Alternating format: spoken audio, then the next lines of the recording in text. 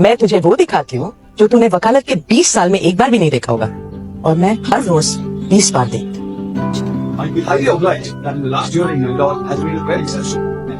जनाब, ऐसा क्या है जो मैंने नहीं देखा? लॉयर्स की नजर कहाँ है? जज पर। हाँ, वर्डिक्ट के टाइम तुम लॉयर्स की नजर जज पे ही होती है। आज वहां देख अक्यूज्ड को। अक्यूज लॉयर से मदद मांगता है, लेकिन जज से मन्नत। कुछ सेकंड्स में जज इसकी जिंदगी और जान दोनों का फैसला करेगा।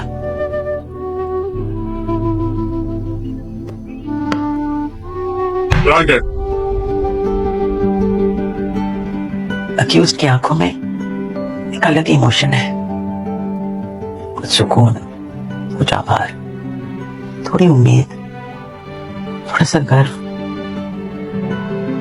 इस इमोशन का हमारे पास कोई नाम ही नहीं है।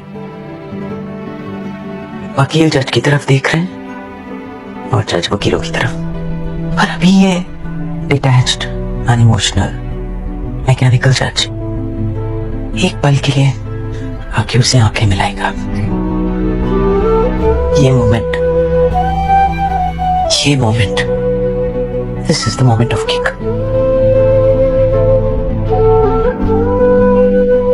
जब एक जज किसी की मन्नत पूरी कर देता है,